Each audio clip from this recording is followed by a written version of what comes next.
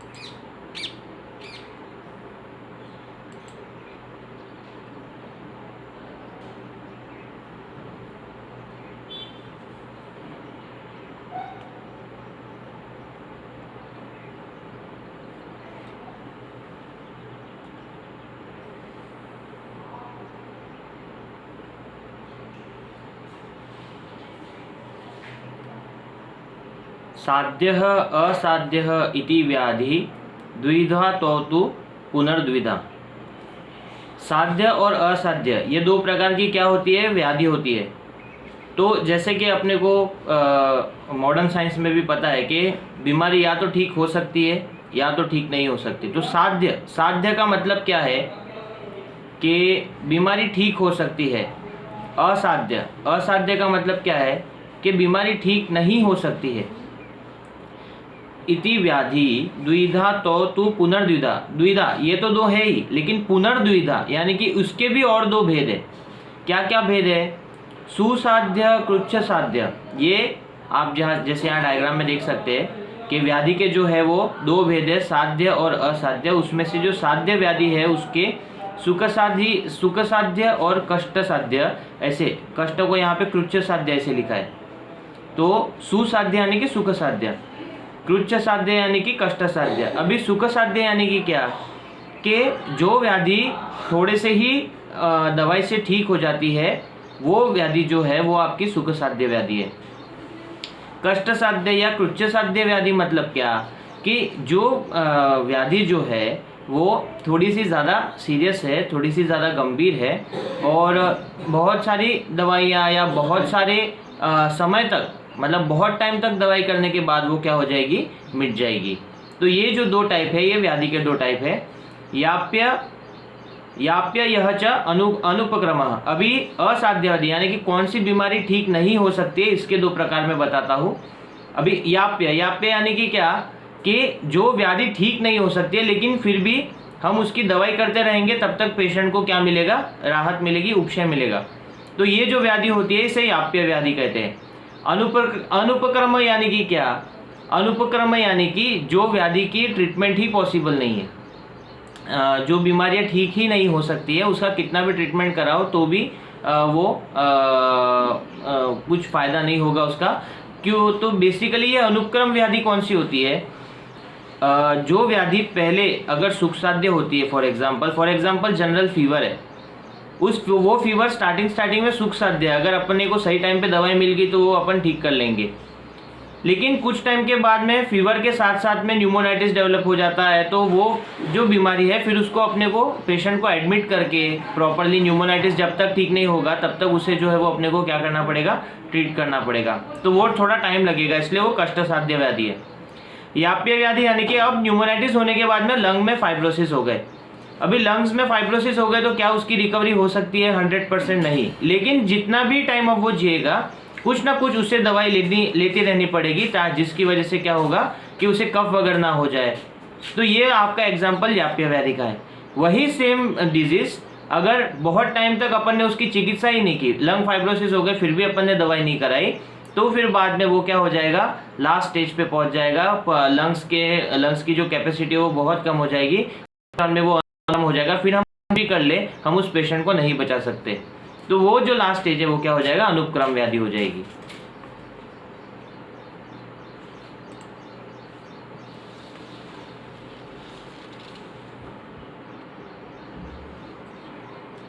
अब ये जो श्लोक है ये उस व्याधि जो सुख साध्य व्याधि थी उसके लक्षण है, या साध्य व्याधि के क्या क्या लक्षण है, मतलब क्या क्या होगा, क्वालिटीज क्या क्या होंगी, क्या क्या कैरेक्टरिस्टिक होगा तो कोई भी बीमारी जल्दी से ठीक हो जाएगी, उसके बारे में ये 2 श्लोक दिए हुए हैं। तो सबसे पहला है सर्व औषध समे देहे युनः पुंसा जित आत्मनः। सर्व औषध क्षमे देहे का मतलब क्या है कि देह यानी कि क्या, बॉडी, शरीर, क्षमे यानी कि क्षमता, सर्व औषध यानी कि सारी दवाइयाँ जो भी उसको बीमारी है उससे रिलेटेड जो वैद्य है, फिजिशियन है, वो जितनी भी दवाइयाँ देता है उसे सहन करने की ताकत उसके शरीर के अंदर होनी चाहिए।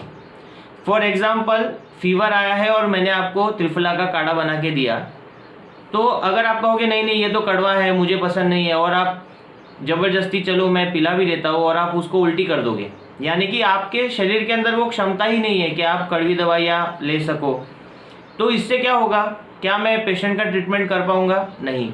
तो इसीलिए सबसे पहला रूल तो यही है कि अगर आपको कोई भी बीमारी सुख साध्य होनी चाहिए या ऐसा है, तो सबसे पहला ही क्राइटेरिया ये है कि आपका जो देह है, आपकी जो बॉडी है वो कैसी होनी चाहिए, सर्व औषध क्षमा।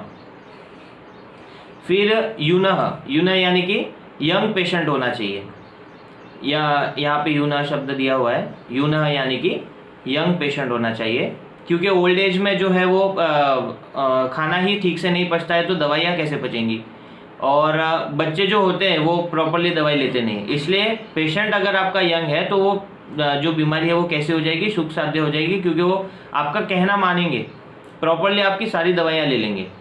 जित आत्मनः यानी कि क्या, कि patient having good control over sense organs. अभी ये ऐसा है कि जो पेशेंट के सेंस ऑर्गन्स पे कंट्रोल नहीं है, तो फॉर एग्जांपल ऐसा है कि आपने कहा कि आपको जो है वो ज़्यादा बोलना नहीं है, लेकिन पेशेंट बोलता ही जा रहा है। आपने कहा कि आपको आराम करना है, रेस्ट करना है, ज़्यादा मोबाइल नहीं देखना है, तो पेशेंट रात को 2-2 3-3 बजे तक मोबाइल पे पिक्चर्स ही देख रहा है, मूवीज़ ही देख रहा है, तो उसको आराम मिलेगा क्या? नहीं मिलेगा। तो ये जित आत्मना यानी कि क्या, कि वो पेशेंट आप जैसे कह रहे हो कि ये करना है तो वो करते रहना चाहिए, और वो कैसे, through senses, control over senses से ही जो है वो कोई पेशेंट जो है वो आपका ठीक हो सकता है। अगर वो अपने सेंसेस जैसे बोलेंगे, जैसे कि कुछ देखना अच्छा लग रहा है तो देखते ही जा रहा है, कुछ खाना अच्छा लग रहा है तो खाते ही जा रहा है, अगर ऐसे करता रहेगा तो वो कभी ठीक नहीं होगा। अमर्मगः यानी कि मर्म क्या होता है, मर्म कुछ ऐसे पॉइंट्स होते हैं, कुछ ऐसी संधियाँ होती है आपके शरीर में जहाँ पे बहुत सारे इम्पोर्टेंट टिश्यू, विसरल ऑर्गन्स एक साथ में आके वहाँ पे मिलते हैं, मसल्स होती हैं, टेंडन्स होते हैं, एक कुछ ऐसे पॉइंट्स होते हैं जहाँ पे आपको अगर लग जाता है या आपको अगर इंजरी हो जाती है तो वहाँ पे बहुत डैमेज हो जाता है, विसरल ऑर्गन्स को, विसरा को बहुत डैमेज हो जाता है, तो वो मर्म स्थान होते हैं। तो ये जो अमर्मगः यानी कि डिजीज़ ऐसी जगह पे नहीं होनी चाहिए, जैसे कि ब्रेन, हार्ट, किडनी, ये सब जो है त्रिमर्म बोलते हैं इसको, तो ऐसी जगहों पे अगर डिजीज़ रहेगा तो वो जगह खराब हो गई तो उसको हम रिकवर नहीं कर सकते। जैसे कि आपको मालूम है कि ब्रेन के सेल्स डिवाइड नहीं होते हैं, बचपन में जितने डिवाइड होके अपने को मिल गए उतने ही ठीक है, तो अगर वहाँ पे बीमारी हो जाती है तो हम उसकी रिकवरी नहीं कर सकते। हार्ट को अगर डैमेज होता है तो बहुत प्रॉब्लम हो जाती है, क्योंकि वो पंपिंग ऑर्गन है, उसमें कुछ भी प्रॉब्लम नहीं आना चाहिए। किडनी फिल्टरिंग ऑर्गन है, उसको कुछ प्रॉब्लम नहीं आना चाहिए। इसीलिए ये तीनों मर्म के आसपास में जो है वो बीमारी नहीं होनी चाहिए, और वैसे भी जो अन्य मर्म सुश्रुत के शारीर स्थान में बताए गए हैं उनके आसपास बीमारी नहीं होनी चाहिए, तो वो क्या हो जाएगा, सुख साध्य हो जाएगा। अल्प हेतु, अमर्मगः अल्प हेतु। अल्प हेतु का मतलब क्या है कि उसके कारण कम होने चाहिए। बहुत सारे कारण हैं एक व्याधि के, फॉर एग्जाम्पल, तो उसकी वजह से क्या होगा कि कितनी भी दवाई करो, एक कारण की दवाई करोगे तो दूसरा कारण सामने खड़ा होगा, दूसरे की दवाई करोगे तो तीसरा सामने खड़ा होगा। तो अगर कम हेतु है, कम कारण है, यानी कि ऐसा है कि फॉर एग्जांपल फीवर खाली गर्मियों में ही आता है तो ठीक है, तो अपन उसका इलाज कर सकते हैं, लेकिन मौसम में बदलाव हुआ कि फीवर आ रहा है, अभी इसमें बहुत सारे हेतु आ जाते हैं, तो हर हेतु को अपने को ध्यान में रखना पड़ेगा, तो वो बहुत डिफिकल्ट हो जाता है, तो फिर ये कष्ट साध्य व्याधि हो जाती है, सुख साध्य नहीं रहती है। अग्र रूप अनुपद्रव। अभी अनुपद्रव का मतलब क्या है कि नो कॉम्प्लिकेशन, कॉम्प्लिकेशन नहीं होना चाहिए डिजीज़ में। जैसे कि फीवर आ रहा है वहाँ तक ठीक है, लेकिन न्यूमोनाइटिस डेवलप नहीं होना चाहिए, तो वो बीमारी आपकी कैसी हो जाएगी, सुखसाध्य हो जाएगी। अभी नेक्स्ट जो क्राइटेरिया है वो है अतुल्य दुष्य देश ऋतु प्रकृति।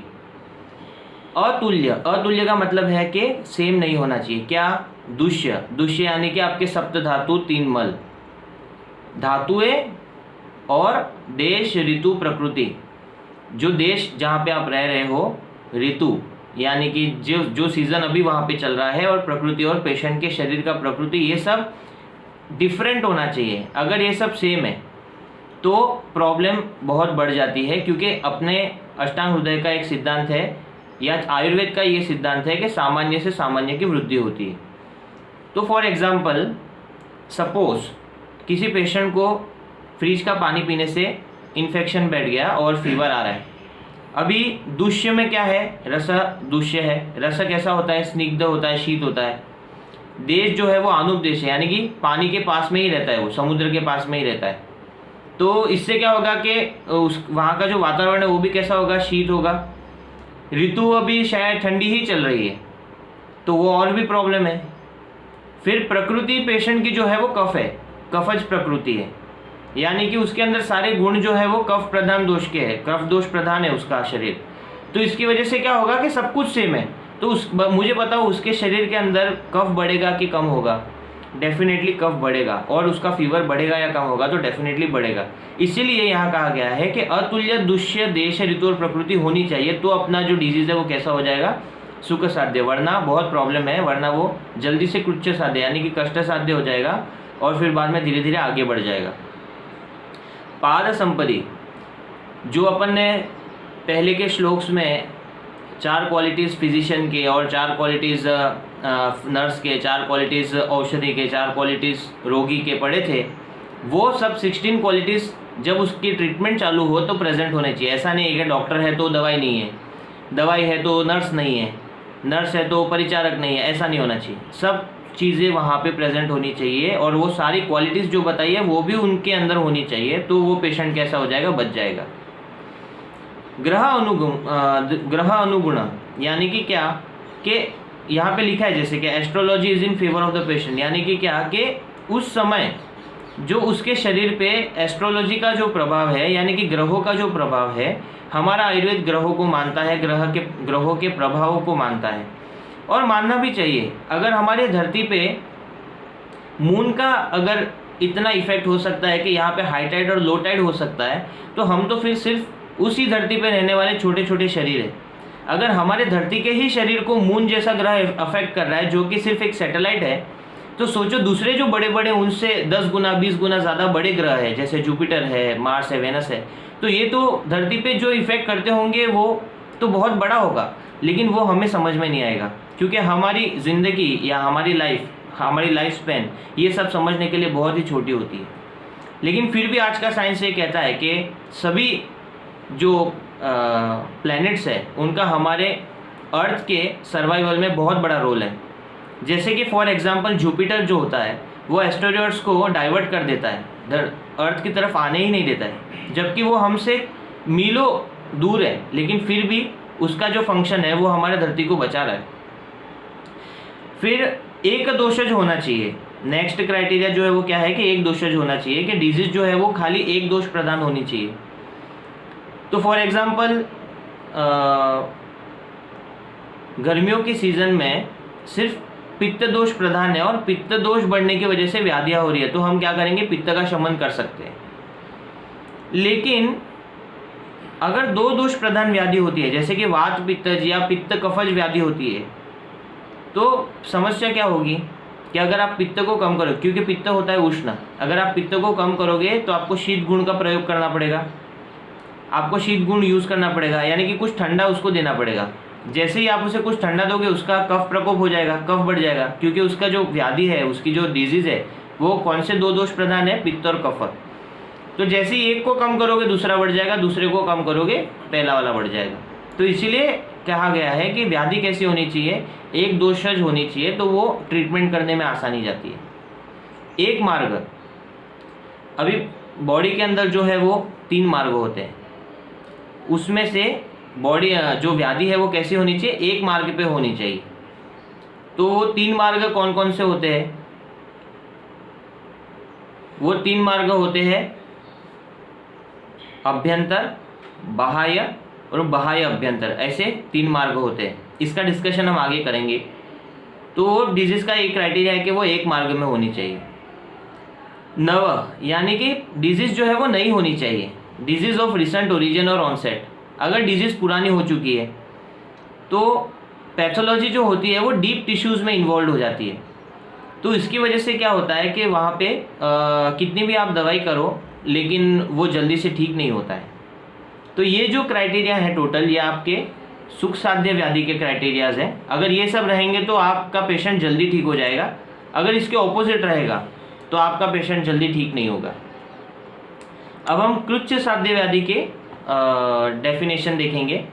Disease which require the use of श्राप इंस्ट्रूमेंट्स, जैसे कि यहाँ श्लोक है, शस्त्र आदि साधन कृच्छ संकरे तद्गद शेषत्वाद आयुषः याप्य पथ्य अभ्यासाद विपर्यय। यानी कि सबसे पहले कृच्छ साध्य व्याधि। तो कृच्छ साध्य व्याधि में क्या क्या बताया है कि शस्त्र आदि साधना, कि वो शस्त्र आदि से अगर ठीक हो सकता है। Disease which require the use of sharp instruments in treatment, तो वो कैसा है? कृच्छ साध्य है। इसका मतलब क्या हुआ कि जब वो डिजीज नया था या ऊपर जो अपन ने सुख साध्य का क्राइटेरिया देखा वो क्राइटेरिया वो मिस कर गए, जिसकी वजह से बीमारी इतनी बढ़ गई कि अब वो अपने को क्या करना पड़ रहा है? सर्जरी का ऑप्शन लेना पड़ रहा है। तो अब वो व्याधि का स्टेज है वो कैसा है? कृच्छ साध्य है। फिर बाद में those which have mixture of factors enumerated in previous verses are कृच्छ साध्य, that is curable with difficulty। तो पुराने जो फैक्टर्स लिखे हैं वो पुराने फैक्टर्स का मिक्सचर भी अगर रहेगा, ठीक है, तो वो जो है वो कैसे हो जाएंगे? कृच्छ साध्य हो जाएगी व्याधि। याप्य व्याधि, याप्य व्याधि यानी कि क्या? कि which have stayed for long period of time and in chronic stage involving all important tissues and vital organs, symptoms relieved with पथ्य अभ्यास। याप्य व्याधि यानी कि क्या? ऐसी व्याधि जो बहुत टाइम से आपके शरीर के अंदर है और सिर्फ दवाई दे रहे हैं तब तक ठीक हो रही है, फिर वापस हो रही है, और पूरी ठीक तो कभी नहीं हो सकती, लेकिन जब तक दवाई करोगे तब तक पेशेंट को अच्छा लगेगा। पथ्य अभ्यास का मतलब है कि जो उसे अच्छा लगता है या जिससे उसके सिम्टम्स कम होते हैं वो चीज़ें उसको खिलाओ, वो दवाइयाँ उसे दो, जिसको हम यहाँ पर पथ्य अभ्यास ऐसा कहते हैं। तो यहाँ पे जैसे कि आप संस्कृत में देख सकते हैं, लिखा है कि शेषत्वाद आयुषः, यानी कि आयु के शेष रहने की वजह से और पथ्य अभ्यास करने की वजह से जो डिजीज जो रोगी सस्टेन कर पा रहा है डिजीज को, वो डिजीज को हम याप्य कहते हैं। यापन यानी कि सिर्फ जीवन यापन कर रहा है। और लास्ट में आता है अनुपक्रम। अनुपक्रम यानी कि कौन सी ऐसी डिजीज है जिसका ट्रीटमेंट ही छोड़ देना चाहिए या जिसका ट्रीटमेंट नहीं करना चाहिए या जिसका ट्रीटमेंट हो नहीं सकता। तो उसके लिए है, यहाँ पे उन्होंने एक वर्ड यूज़ किया है, अत्यंत विपर्यय। ऐसी विपरीत कंडीशंस, अत्यंत यानी कि एकदम विपरीत कंडीशन, विपरीत यानी कि ऑपोजिट कंडीशंस, यानी कि ऐसी ऑपोजिट कंडीशंस जिसमें ट्रीटमेंट पॉसिबल ही नहीं है। तो ऐसी कौन सी कंडीशंस है जिसमें ट्रीटमेंट ही पॉसिबल नहीं है? तो ये देखो यहाँ पे ये 3 चीज़ें लिखी है। औत्सुक्य मोह अरति क्रुद्ध, दृष्ट अरिष्ट अक्षनाशना। उसका इंग्लिश ट्रांसलेशन देखिए, which have produced anxiety, delusion and restlessness which are presenting fatal signs. Fatal signs में क्या होता है? अनकॉन्शियसनेस, ब्लड प्रेशर का बहुत हाई होना, वाइटल ऑर्गन्स जो है उनके फंक्शंस का कॉम्प्रोमाइज़ होना, ये सब चीज़ें जो है ये फेटल साइंस है। Which causes loss of function of sense organs are impossible to cure. वही तो वाइटल ऑर्गन्स में आपके सेंस ऑर्गन्स भी आते हैं, तो उनका अगर फंक्शन कॉम्प्रोमाइज़ हो रहा है तो वो डेफिनेटली फेटल साइंस में ही आता है। डिजीज विच है features entirely opposite of curable disease. तो हमने जो सुख साध्य व्याधि में जो फैक्टर्स पढ़े उसके ऑपोजिट जितने भी फैक्टर्स हैं वो सब क्या है? अनुपक्रम है। अभी यहाँ पे ये जो चीज़ें हैं कि औत्सुक्य मोह रति, ये क्यों ऐसा बोला गया है कि ये अगर रहेगा तो आपकी व्याधि जो है वो असाध्य है? तो आपको अगर मंगलाचरण याद है तो उसमें लिखा है उन्होंने औत्सुक्य मोह रतिदान गदान, कि ऐसा वैद्य जिसने औत्सुक्य मोह रति को साइड में जीत लिया है, ऐसे वैद्य को मैं नमस्कार करता हूँ, ऐसा वाग्भट जी कह रहे हैं। तो ये औत्सुक्य मोह रति जो है ये क्राइटेरिया है किसका? अनुपक्रम व्याधि का, यानी कि इनका कोई इलाज नहीं होता है। अगर ये आपके बॉडी में प्रेजेंट है तो आप कोई इलाज नहीं कर सकते, क्योंकि आप पेशेंट को कोई भी दवाई दोगे तो वो फियर ऑफ डेथ की वजह से दवाई लेगा नहीं। पहले तो उसको डिल्यूजन रहता है, कन्फ्यूजन रहता है। कौन सी दवाई आप कहोगे एक दवाई सुबह लो तो वो दवाई उसको रात को लेगा, जो दवाई को आप कहोगे रात को लेने वो दवाई वो सुबह लेगा। रेस्टलेसनेस, एक जगह बैठेगा ही नहीं, इतना डर बैठ जाता है कि उसको एक जगह बैठ ही नहीं पाता है, इधर चला जाएगा उधर चला जाएगा और बहुत प्रॉब्लम करेगा। तो ये जो 3 चीज़ें हैं औत्सुक्य मोह रति, ये जब उत्पन्न हो जाती है, ये उनका ऑब्जर्वेशन है कि अगर ये तीनों चीज़ें आ जाती है पेशेंट में तो वो पेशेंट फिर ठीक नहीं हो पाता है। यहाँ पे अरिष्ट का मतलब होता है फेटल साइंस। अक्षनाशन, यहाँ पे अक्षक सिर्फ आँख के लिए है, लेकिन आँख से हमें पूरा ये समझना है कि सारे सेंस ऑर्गन्स का अगर कॉम्प्रोमाइज़ होता है तो वो अनुपक्रम व्याधि है।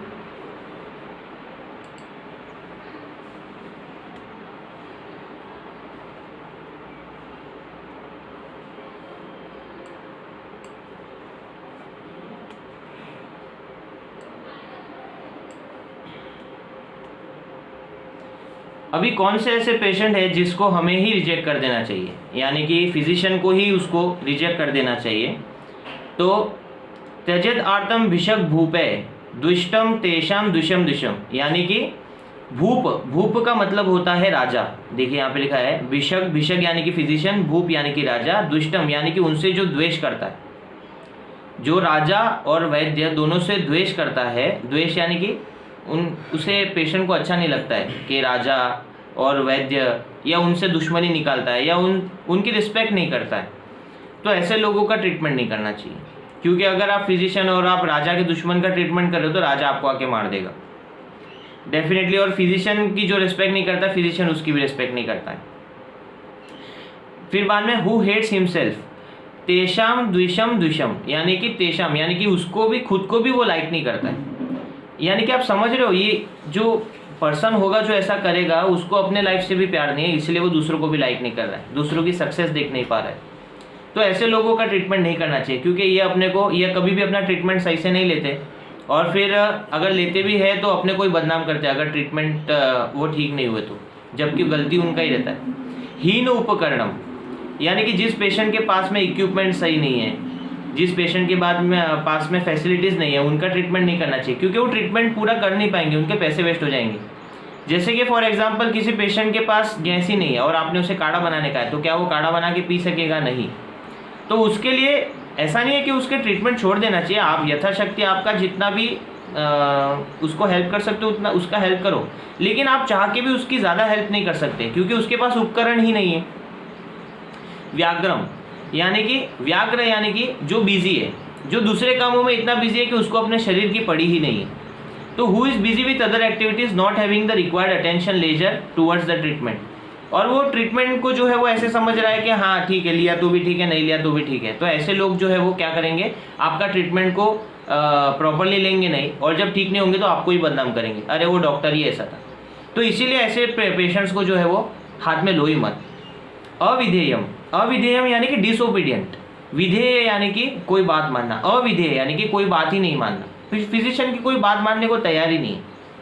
ऐसे लोगों को भी ट्रीटमेंट के लिए नहीं लेना चाहिए। गत आयुषम, अगर आपको इंद्रिय स्थान अगर चरक का देखने को मिले तो उसमें आप देखिए कि उन्होंने इंद्रिय स्थान में अरिष्ट बताए हैं, जिसमें उन्होंने बताया है कि आप प्रिडिक्ट कर सकते हैं कि कौन सा पेशेंट कितने दिन जिएगा। तो अगर आपको दिखता है कि उस इंद्रिय स्थान में जो सिम्टम्स बताए हैं वो अगर आपको पेशेंट में दिखते हैं, और अगर आपको पता चल जाता है कि ये पेशेंट इतने दिनों में मर जाता है, तो उस पेशेंट को भी जो है वो आपको हाथ में नहीं लेना है। चंडम, चंडम यानी कि जिसका इविल माइंड है, यानी कि जो वायलेंट है, डिस्ट्रक्टिव है। सपोज अगर ट्रीटमेंट अच्छे से नहीं हुआ तो वो डॉक्टर को मारने आ जाएगा।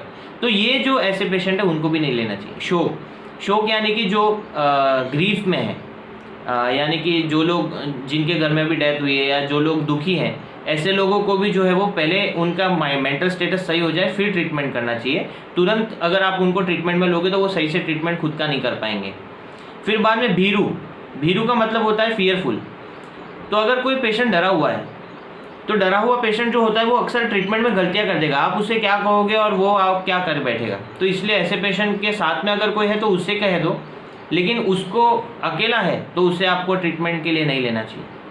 कृतघ्नम, कृतघ्नम यानी कि जो फिजिशियंस को अनग्रेटफुल है, ऐसे लोगों को ट्रीटमेंट के लिए नहीं लेना चाहिए। क्यों? क्योंकि अगर ऐसे लोगों को आप ट्रीटमेंट के लिए लोगे और अगर वो ठीक हो जाता है तो वो क्या कहेगा, अरे मैं तो अपने आप ही ठीक हो गया, वो डॉक्टर का दवाई तो ऐसे ही सब फालतू था। तो अगर ऐसा कोई पेशेंट है जो अनग्रेटफुल है तो उसका भी ट्रीटमेंट नहीं करना चाहिए।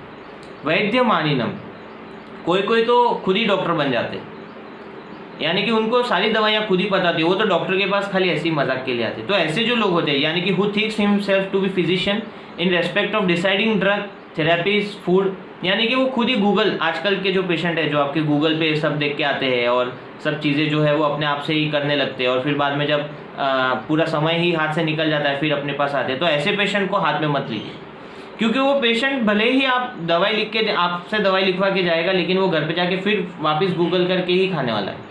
तो इसलिए जो है वो आप ऐसे पेशेंट्स को भी हाथ में मत लीजिए।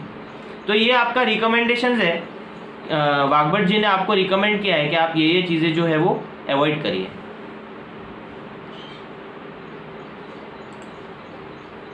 तो इस प्रकार से अपना सूत्रस्थान का जो मेन अध्याय है वो ख़त्म हो जाता है। अब यहाँ से इंडेक्स चालू हो रहा है।